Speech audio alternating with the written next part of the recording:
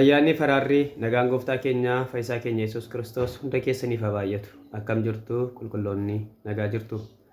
Gooftaan eebbifamu guyyaa har'aa marsaa 22ffaa Yesuus araarsaadha kan jedhuti waliin ilaalla. Waa'ee Yesuus araarsaadha kan jedhutu ilaaluutti hin darbiiniin dura kakuu moofaa keessatti Waaqayyoof namoonni akkamittiin walitti araaramaa turan yookaan Waaqayyo akkamittiin cubbuu namootaaf dhiisee namoota ofitti araarsaa ture kan jedhu aarsaa kakuu moofaa keessa ture sana beekuun sanarraa waan tokko hubachuun barbaachisaadha. Akka kakuu moofaatti yoo ilaalle gabaabinaan jechuudha, gabaabsee yaada isaa lafa kaa'uu yoo barbaade yeroo namoonni cubbuu hojjetanitti Waaqayyo namoota irraatii aarsaa barbaadaa ture. Aarsaan sun immoo aarsaa dhiigaati.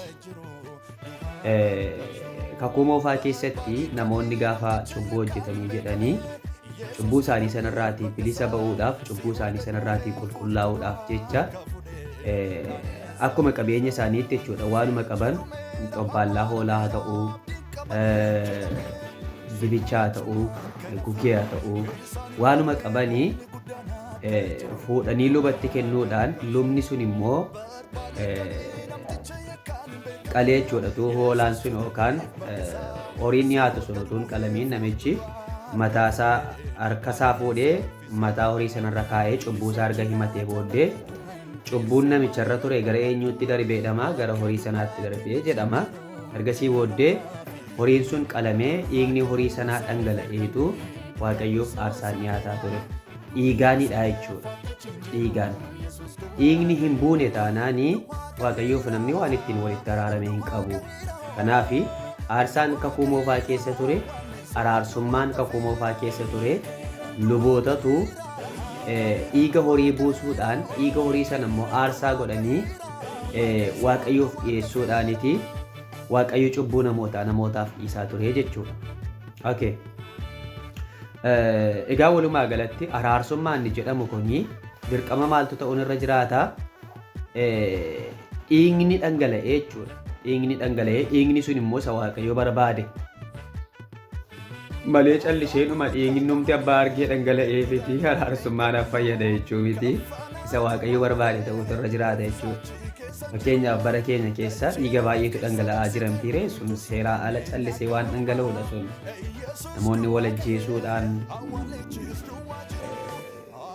dirree lolaa irratti kallattii garaagaraatiin dhiigni namoota nagaas, dhiigni namoota garaagaraadhaa dhangala'aa oola. Sana jechuu miti. Isa Waaqayyo filate, isa Waaqayyo barbaade jechuudha. Isa kakuu moofaa keessa ture sanas Waaqayyotu filate, filannoo Waaqayyooti.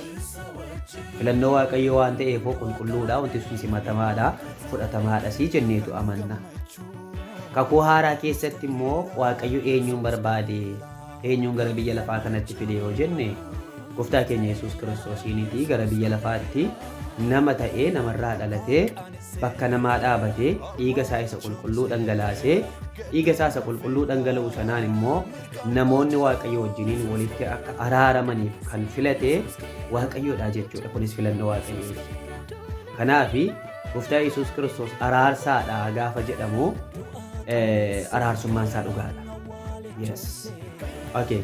Mee kutaa macaafa qulqulluu keessaati luqqisawwan tokko isiniif kenna. Luqqisiiwwan isiniif kennu kana amma tokko irratti dubbachuudhaaf nan yaala. Yeroo 2-3 illee itti deebi'een luqqisiiwwan as jala jiran xumura malee takkaadhumatti irra fiigee hin darbu. Jalqaba irratti Efesoon 2 lakkoofsa 16 kaasee hanga 19tti yaada jiru ilaalla. Maal jedhaa? Fannoo irratti du'uudhaanii gosa lamaanuu akka tokkootti Waaqayyotti araarsuudhaaf ofii isaatiin diinummaa balleessee jedha. Gooftaa Yesuus Kiristoostu fannoo irratti du'uudhaan gosa lamaanuu inni jedhu kuni Yihudii fi Yihudii kan hin taane Ormoota jechuudha. Ormoota. Gosa lamaaniyyuu Waaqayyotti araarsuudhaaf nus keessa jirraa jechuudha. Warri Ormoota taane nusi keessa jirraa jechuudha. Gosa lamaanuu gaafa jedhu Yihudii kan hin taane Ormoota jechuudha. Isaan kana lamaaniin iyyuu Waaqayyotti araarsuudhaaf maal godhee fannoo irratti du'uu isaatiin jedha. Yes, laala. Hojii araarsummaa jechuun Yesuus Kiristoos fannoo irratti du'uudhaan gosa lamaaniyyuu jechuun gosti inni tokko yookaan Yihudoonni saba Waaqayyoo jedhamanii waamamaa turanii kakuu moofaa keessatti jechuudha, Israa'eloonni jechuudha. Ormoonni garuu saba Waaqayyoo jedhamanii hin waamamne, garuu kakuu qabu. Karaa Abrahaam Waaqayyoo sanyii dhala namaa hundumaayyuu akka ilaalu Waaqayyoo kakuu galeera. Addatti garuu kan Waaqayyoo saba koo jedhee waamu saba sana ture. Amma gaasitti maaltu ta'e? Yesuus Kiristoos fannootti ol ba'uudhaanii gosa lamaaniyyuu sanyii warra kakuu qabanii sanas Ormoota warra saba Waaqayyoo jedhamanii waamamaan turre sanas gosa lamaaniyyuu fannoo irratti du'uudhaanii Waaqayyotti dhiyeessee jedha. Araarsummaadha laamma kun. Waaqayyotti dhiyeesseedha. Kiristaana ta'ee namni dubbii kana hin fudhanne kiristaana sirrii miti. Forjidii kiristaanaati. Forjidiin kiristaanaa baay'eetu guuteera waan ta'eef jechuudha. Kan waan arge callisee waanuma garaasaa, waanuma fedhiisaa callisee duukaa bu'u baay'eetu jira. Yesuus Kiristoos fannoo irratti du'uudhaan dhiiga isaa dhangalaasuudhaan Waaqayyotti na araarsine, kan biraatu jira kan Waaqayyotti na araarse, yookaan ofiidhuma kootiin Waaqayyotti araarame, yookaan Maariyaamiitu na araarse, yookaan Arseemaatu na araarse, yookaan immoo qulqulloota warra jedhaman kan birootu nu araarse jedhee namni Yesuus Kiristoos bira waa qabu yoo jiraate dhiiga Yesuus Kiristoos isa qulqulluu dhangala'e sana akkuma Yihudaatti lakkaa'eera jechuudha. Akkuma Yihudaatti lakkaa'eera jechuudha. Yihudaa isa hatticha dabarsee Yesuusiin kenne sana akkuma sanatti lakkaa'eera jechuudha. Kanaaf iyyuu Waaqayyotti kan nuyi ittiin araaramne Kiristoos Yesuusiin, inni immoo nuuf du'uu isaatiinidha. Yes. 17 irratti maal jedhaa? Inni dhufeedha. Isin warra fagoo turtanitti eenyudha isaan? Ormootadha. Isaan warra dhihoo turanittis eenyudha isaan immoo? Warri dhihoo turanii warra Yihuudootaati. Warri fagoo turan immoo warra Ormootaati. Isin warra fagoo turtanis isin warra dhihoo turtanittis misiraachoo nagaa lallabe jedha. Look. Warra fagoo turtanittis warra dhihoo turtanittis inni dhufeetu maal godhe? Misiraachoo nagaa lallabeedha. As giddoomma walqixxummaa fayyinaa tokkichatu jira. Walqixxummaa araarsummaa tokkichatu jira. Warra fagoo jiranittis warra dhihoo jiranittis misiraachoo nagaa lallabe. Misiraachoon nagaa kun wangeeladha. Wangeelli kun immoo Kiristoosidha. Roomee boqonnaa 1 dubbisaa. Raajonni kanaan dura dursanii waa'ee isaa dubbatan waa'ee ilma isaa Yesuus Kiristoosidha jedha. Okay, 18 irratti nuyi lamaanuu jedha. Hafuuruma tokkoon karaa isaa akkatti abbaa bira geenyu qabnaa jedha. Nuyi lamaanumti keenya yoo jechuun Yihudiinis Ormoonnis hafuuruma tokkoon akkatti abbaa bira geenyu qabnaa jedha. Egaa si'achi warra Waaqayyoof qulqullaa'anii wajjin warra biyyaa warra mana Waaqayyootis malee orma nama biyya diidaas mitii jedhaan. Okay.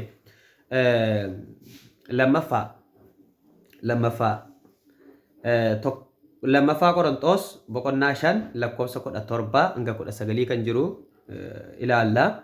Kanaafis jedha namni kan Kiristoos yoo ta'e jedha. Namni kan Kiristoos yoo ta'e uumama haaraadha. Inni moofaan darbee kunoo inni haaraan dhufeera. Kun hundumtuu jedha. Kun hundumtuu. Waaqayyo isa karaa Kiristoos ofitti nu araarse biraa ta'e jedha. Yes. Namni kan Kiristoos yoo ta'e maal jedhama? Uumama haaraa. Namni kan Kiristoos hin taane uumama haaraa miti jechuudha. Uumama moofaadha. Namni uumama haaraa ta'uu kan danda'u kan Kiristoos ta'uu isaati yookaan Kiristoos Yesuusitti amanuudhaaniti uumama haaraa ta'a. Uumama haaraa ta'a. Warri kun immoo jedha Waaqayyo karaadhuma ilma isaa Yesuus Kiristoos kana ofitti araarsee jedha. Filannoo Waaqayyooti kun. Waan gootu hin qabdu. Waan goonu tokko iyyuu hin qabu. Addunyaan kun ammatu baatee hiriira nagaa baatee filannoon kun nuufa jijjiiramu ammatu jetteeti never jijjiiruu hin dandeessu. jijjiiruu hin dandeessu. Mootonni addunyaa kana hammatu taankii isaanii fe'anii meeshaa gurguddaa isaanii qaban kana qabatanii ka'anii filannoon kun nuu jijjiiramuu qaba malee jedhanii hammatu waaqayyo irratti hiriira ba'anii